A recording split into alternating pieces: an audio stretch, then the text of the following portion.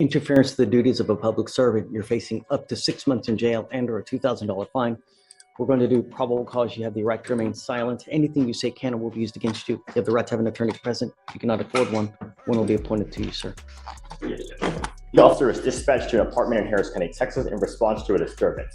Prior to their arrival, the officers were told the defendant was in an altercation with the child's mother, was intoxicated, and had a firearm. Upon arrival, the officers observed the defendant banging on the door to his residence, and the officer told the defendant to show his hands, and the defendant ignored them. The defendant then pulled his handgun from his waist to show the officers that he had it, and then placed it back into his waistband approximately 4 times. Whoa, The defendant did you see that? The defendant literally dared the officers to tase him. This is exactly why courtroom procedures and probable cause matter. When someone is this unpredictable, officers have to document every interaction carefully. Viewers, quick question. Would you have stayed calm in this situation? The defendant eventually put the handgun down, but told officers they would have to tase him to get him to stop. The officers then attempted to detain the defendant, but the defendant continuously pulled his hands away and kept placing them in his pockets. The defendant was then tased twice, but kept putting his hands back into his pockets. The officers were eventually able to detain the defendant. Did you say, initially you said he was intoxicated, right? Is that what you said? Yes, of course he was intoxicated. Okay. Mr. McLean, I'm going to find that there's probable cause to the case. I'm ordering you as a condition of your bond not to consume alcohol or illegal drugs and not to be in possession of weapons. Do you understand? What do you do for a living, sir? Photographer. Do photography. Okay. What kind of income do you have from photography? Income coming in, what you want to know, monthly? Yeah, do you have the ability to hire a lawyer? Yes. Okay, we'll give you time. So I'm going to have you meet with Victoria. We'll have you sign a reset. I'll have you get with Fleischer for your bond conditions. And after that, you're free to go. All right? Please. Okay. Ready? Yeah, sorry to keep you waiting. How are you? Do we have Zuberi, right? Good. How are you? Good, man. We have a... We've been working hard.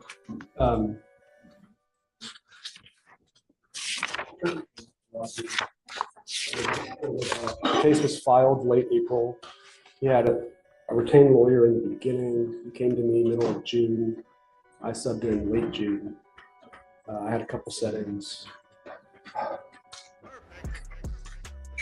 Where do you want to go? What do you want? We're asking for about 30 days to flush some stuff out. And I think ultimately what I'm slightly disappointed with is the way the case was presented by the agency to the DA's office. It's not their fault. We've been put in a time crunch where we got to November and we began to run up against your 180 days. And I think we all kind of realized the agency didn't bring over what they needed to bring over. So are you still lacking stuff? I think we're all in a position where it's less, some of the initial discovery is complete, but because we're all working so hard, there's some subsequent discovery that needs to be done based on some things that we. And so Kelsey's been great. She's working hard, talking to people. But I mean, what do I need to do? Because we're now at 240 days. We're still missing stuff. It's unacceptable. I would suggest this is one of those moments where I would say we've all been doing this a long time. If you just trust me when I say we really just need 30 days to work on some things and then come back and... Here's the courtroom reality check. The judge is laying down the law, no more delays. After 240 days, enough is enough. This is a classic example of how procedural delays can frustrate even the most patient courts. Notice how the judge emphasizes clarity before a trial date. Important for legal strategy. I think we'll be in a better position then to know with clarity whether we're working this out or whether we're not, and we need a trial date. Well, then I'll give it to you, Lon, but at the next setting, it's clear trial, you know? Like, that's it. And I appreciate your position is like, hey, look, I've got and have an idea of when and how I want to move things. Every now and then things get messy. This one's gotten a little messy, but typically when we face this type of dilemma, what I do is I order them and I subpoena the people who have. Yeah, this is a little different than that. This is different. And if we were in one, and I think you did that back in November because there were some screenshots or something that maybe weren't complete yet. And then so you asked for a compliance hearing and then some more information was provided, which again, really only happened because the agency in the beginning didn't have detective assigned to the case to really work it up. And like, I'm used to a small town, like detective, this didn't happen here. And so a lot of it's been thrust in their lap, unfairly probably. And so she's good, we're all good. Got good Right, work. so- Lawyers working on it. If you give us 30 days, I'll give you the 30 days, but at the next setting, it's plea or trial. I mean, it's because by then we'll be, what, 275? So we're close to. Track 60 that I wasn't on it. Yeah, I mean, and that's charged with driving while intoxicated, first offense. Okay, viewers, pay attention. This is the DWI setup. Probable cause, writes Reed, and the clock starts ticking for the defense. Every phrase here matters because anything the defendant says can be used against them. It's like a live blueprint of your constitutional rights in action. 第一个指控是您被指控醉驾， It's elevated to a Class A misdemeanor because of the high blow. 因为你吹气的时候，它的这个指数比较高，所以它的这个罪行有些指控加重，成为了第一级的轻罪。 You are facing up to a year in jail and/or a $4,000 fine. 您将会面临高达1年的服刑，或者可以或者是$4000的罚金。 We are going to do probable cause. You have the right to remain silent. 你有权利保持沉默，我们将会做一个可能性的证据。 Anything you say can or will be used against you. 你所说的话可以，也可能将会对你不利。 Officers were dispatched to a major crash in Harris County, Texas. 在德州 Harris 县，警官被派遣到一个汽车事故现场。 Complainant told officers that he was sitting at a red light and was rear-ended by defendant. 指控者告诉警官，他当时在红绿灯那边等红灯，最后被一辆后面的车追尾。 Upon arrival, officers found the defendant standing next to his car. 在到达现场的时候，警官发现被告人在他的车旁边站着。 Defendant repeated to them that the accident was his fault. 被告人一直不断地告诉警官，这次的事故是他的错。 Officers observed bloodshot eyes, slurred speech, strong odor of alcoholic beverage, and poor balance. 警官当时看到他的眼睛通红，说话的时候不清楚，同时他平衡非常有限，有一些酒精的影响。 The defendant admitted to drinking 2 beers. 被告人承认他喝了2瓶啤酒。 Standard field sobriety tests were conducted. 标准的现场酒精测试执行。 6 out of 6 HGN. The interpreter requests a repetition. 6 out of 6 HGN. HGN 的指数是66。 And turn. 走路和转弯的平衡度是8。 3 out of 4 one leg stand. 一只脚站立的指数是4个里面有3个。 DIC red and breath consented. DIC 是红色，然后它的这个呼吸也是经过同意的。 The results were 0.174, 0.174. 呼吸的结果是0.174， 0.174。 He has no prior DWIs and no license. I'm sorry, driver's license is eligible. 之前没有任何醉驾的前科，所以他的驾照是有资格的。 Mr. Luo, I'm going to find that enough probable cause exists to go forward with your case. 罗先生，我觉得我们现在有足够的证据，可以认为我们可以认定您是有罪的。I'm ordering you as a condition of your bond not to consume alcohol or illegal drugs. Your Honor, the interpreter needs to clarify Bam. one thing. Bond conditions with teeth. Random testing, revocation of bond, jail if violated. Judges use these conditions to control risk before trial. And here's a thought. Imagine having to live under these strict rules. Would it make you think twice about a second offense? Clarify one thing. Go forward means that you can find them guilty or not. I'm finding there's enough probable cause to go forward. Oh, go forward. Okay. Correct. OK， 那抱歉，刚才说的是我们有足够的证据可以继续审理这个案件，而不是说你有没有罪，是继续审理这个案件。I am putting conditions on his bond, and if he violates them, his bond will be revoked. 那我们现在给你一个保释金，那我们将会有相关的保释金的条件。如果要是您违反了保释金的条件，那您将会有后果。I am ordering you not to consume alcohol or illegal drugs. 我命令您不要喝酒精或者是吸毒。You will be randomly tested. 你会在不定时的情况下被检测。If you fail to go test or if you consume alcohol, your bond will be revoked. 如果您要是在检测的时候没有过关，或者是您喝了酒，那您这次的保释金将会被撤销，将会被没收。So the interpreter requests a clarification because there is some I couldn't hear some of the words. So if it's failed to the test and the consumption of alcohol, his bond is ineligible? So what happens is if he tests positive for alcohol or illegal drugs, I will revoke this bond and put him in jail. Okay, that's what interpreter was saying. Okay, 所以如果要是您的酒精测试是阳性的，或者是您喝了酒的话，那我们就会把您直接就进监狱，然后呢，您同时也没有保释金了。We are going to reset your case to give you time to hire a lawyer.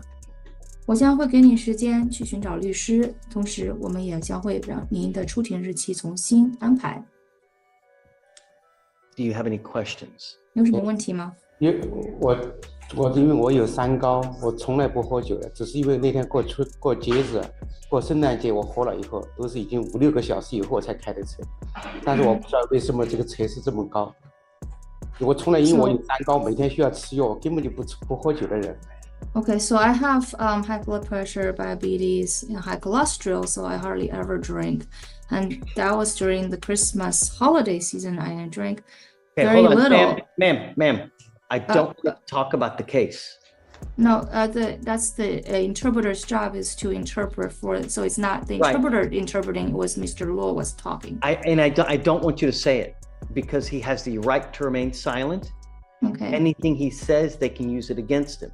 And I don't want him to say something that hurts the case. I'm trying to prevent that from happening. Your Honor, if you can address to the defendant instead of to the interpreter, I think that would be properly. You have the right to remain silent. Okay. 你有权利保持沉默。I do not want to talk about the case now. 我现在不想谈这个案件。Anything you say, they can use it against you to prove guilt. 如果你说的任何事情都可以作为您的这个证据。The only thing you need now is you need a lawyer. 你现在需要的就是需要个律师。We will give you time to go look for a lawyer. 我给你时间去找律师的。Understand you're not to consume alcohol or illegal drugs. 你现在要理解的是，你现在不能够喝酒，也不能够吸毒。Do not violate the law. Do not pick up any new criminal cases. 不要犯法，也不要去做任何违法的事情。If you do, then I'm going to put you in jail. No more PR bonds. 要是你出现这样的问题的话，那你直接就进监狱，没有什么任何可以保释的机会了。For now, I will have you sign a reset with Victoria. 那现在呢，你可以跟 Victoria 那边签一个重新安排出庭时间的文件。You will then sign with your bond conditions, understanding the bond you will sign a paper indicating you understand your bond conditions. 你将会签个文件，上面会表示你已经了解了保释金的条件。And then you're free to go. 然后你就可以走人了。Go for it. Okay. Ball's in your court. Your Honor, Mr. Biagas, when he climbed to the mailbox pole, he didn't stop. He got out of the car. There's no one to talk to. And so from there, he went to his residence, Your Honor. But, it's not a case where he didn't identify himself or anything. And then we don't know what the restitution amount is going to be for the mailbox. My concern was that according to the statute, right, it says that you're supposed to, I don't even know. Take reasonable steps to locate and notify the owner or person in charge of the property of the collision. What time was this? The middle of the night?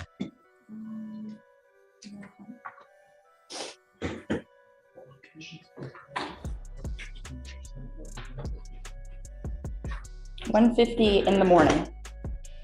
I don't think it'd be reasonable to knock on anyone's door. I don't think anyone would open. I mean, reasonable steps, you know where the person lives, you hit their mailbox. It would be pretty easy to walk up and knock on the door. Is that reasonable? I mean, if you go up to someone's door at 2 a.m. and you start knocking on the door, are you going to scare the... Probably, Judge, but I would want to know if it were my mailbox and somebody ran their car into it. Would you open the door and go out? I would look through the peephole and I'd see, I and then I guess would see a there crashed car. are other measures I guess you could take theoretically. Do something. Right, I guess leave. Right. Maybe leave a note on the door. Okay, all right. Mr. Biagas, come up. I mean, reasonable measures, right? And I guess that would... Have you run his license, see if he has a valid Texas driver license? It's an out-of-state Florida license that appears valid in our system. Okay. Mr. Biagas, I'm going to find that there's probable cause to go forward with your case. I'm ordering you not to drive any vehicle unless you have car insurance in your name. Do you understand? If I find that you're driving without a license and or liability insurance in your name, it's not going to go well for you. Do you understand? High stakes alert. Second DWI. Blow well over the limit. And now the judge is layering in ignition interlock requirements and strict insurance rules. This isn't just paperwork. It's a legal straitjacket designed to keep both the defendant and the public safe. Audience poll. Do you think this level of restriction is fair or Do you overkill? understand? Okay. You've got a lawyer. Listen to your lawyer. He'll take care of you. I will waive your appearance so you don't have to waste your time coming to court, but you have to stay in touch with Mr. Famine. He'll tell you when you have to come back to court. If he tells me he can't get a hold of you or you pick up a new case, I'm going to revoke your bond, put you in jail. No more PR bonds. You understand? Okay, guys. Any conditions you think? I'm okay with your conditions, Judge. Just no driving without Yeah, insurance. just Law be violation. careful out there, okay? Do you guys have insurance? Can you rip the CW Yes. and then we can settle it? You did have insurance, Yes. hopefully? Yes, sir. Okay, wonderful. Right. Okay, all right, man. Take care. Have fun. Can you file that? Do you mind those conditions? All right. Michael, he still needs to sign the conditions and then he can go. Yes, Your Honor. Okay, so just, sir, you're charged with driving while intoxicated, second offense. You're facing up to a year in jail and or a $4,000 fine. We are going to do probable cause. You have the right to remain silent. Hey, senor, hat off. We're going to do probable cause. You have the right to remain silent. Anything you say can or will be used against you. You have the right to have an attorney present. If you cannot afford one, one will be appointed to you, sir. Yes, Judge. Okay. On December 28, 2024, the officer came to a stop behind the defendant's vehicle and the light turned green and the defendant's motor vehicle proceeded and the defendant's vehicle immediately drifted approximately halfway onto the shoulder with other motor vehicles around it before the driver jerked back into the lane. Traffic stop was then initiated and the officer made contact with the defendant, the driver, and sole occupant of the vehicle. The officer observed slurred speech, bloodshot eyes, unsteadiness on feet, and an odor of an alcoholic beverage. The defendant admitted to consuming one alcoholic beverage and standard sobriety tests were administered. HGN 6 out of 6, the walk and turn on one leg stand could not be performed due to the defendant complaining of leg pain. The defendant was read the DIC and consented to breath. The result was 0.1 192. However, the defendant was unable to provide a second sample and consented to a blood draw. Mr. Allen, I'm going to find that there's probable cause to go forward with your case. Does he have a license? It's eligible, Your Honor. All right. How many prior DWIs does he have? He has one prior, Your Honor. One? Okay. Mr. Allen, I'm going to find that there's probable cause to go forward with your case, and I'm ordering you as a condition of your bond not to consume alcohol, This illegal section drugs. shows the protective order and domestic assault case. Notice how the judge highlights the importance of following the complaining witness's wishes and staying away from them. This is exactly where legal nuance meets real-life safety. Quick question for you. Would you know exactly what steps to take if a protective order was issued against someone you know? Alcohol, illegal drugs, or unprescribed controlled medication. You have a valid license. You cannot drive unless you also have valid liability insurance in your name, and I'm now placing a restriction on your license that you are not allowed to drive any vehicle that doesn't have an ignition interlock on it. If you're caught driving a vehicle that doesn't have an interlock, I will revoke your bond, put you in jail. Do you understand? I'm sending word and notice to DPS so that every police officer in the state is going to know if you get pulled over and you're driving a vehicle that doesn't have an interlock, they're going to arrest you on the spot. Do you understand? I see that you have a lawyer. Because you have a lawyer, I will waive your appearance, but you must stay in touch with Mr. Stewart and he will tell you when you have to come back to court. You don't have to waste your time coming back here, but you must stay in touch with counsel and he'll tell you when you have to come back. Do you understand? So I need to wait for him now? We're gonna have you wait for him now, but after today, I'm gonna waive your appearance so you don't have to waste your time. We'll just have you work and do your life while we get evidence, or while he gets evidence to work the case up. Wait for him. Right, I'm gonna have you sign a reset. I'll have you meet with Fleischer for your bond conditions, and we'll just have you waiting back for Mr. Stewart to show up, okay? Please. Sir, you were charged with assault of a family member. You're facing up to a year in jail and or a $4,000 fine. We are going to do probable cause. You have the right to remain silent. Anything you say can or will be used against you. You have the right to have an attorney present. If you cannot afford one, one will be appointed to you, sir. Yes, Judge. The officer was dispatched to a disturbance at a residence in Harris County, Texas, and the complainant, the mother of the defendant, told officers that the night before, her and the defendant had gotten into an argument.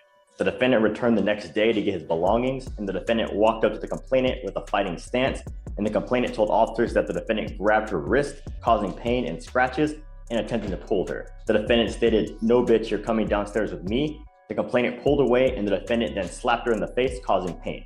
The witness, the defendant's sister, also saw the assault. Mr. Brunson, I'm going to find that there's probable cause to go forward with your case.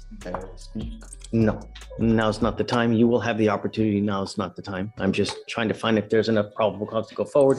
If so, what kind of conditions to put on your case, if any? Have you reached out to the complaining witness? Do we know what she wants? So we made an attempt and she couldn't speak to us at the time we called, so we'd have to reach out. Okay. Mr. Brunson, because I always like to follow the wish. Stop. I'm letting you know what the expectation is in this court. You have the right to remain silent. Exercise that right. I've got a bunch of DAs here. Whatever you say, they're going to sit there and type it and use it against you. I like to follow the wishes of the complaining witness. When I don't know what they want, I'm going to order you not to have any contact with them. I'm also ordering you not to be in possession of any weapons as well. There is a protective order that has been issued in this case, and if I were you, I would get to know it, because if you violate the protective order, the state can and will file additional cases against you, including a violation of protective order, and that is the capital murder of misdemeanors. Do you understand? So get to know it. We're going to reset your case to give you time to hire a lawyer. So I'm going to have you go to Victoria and sign a reset. We will have you take a seat in the jury box while we get your bond conditions ready. We'll have you sign it, and after that, you'll be free to go. All right? Please.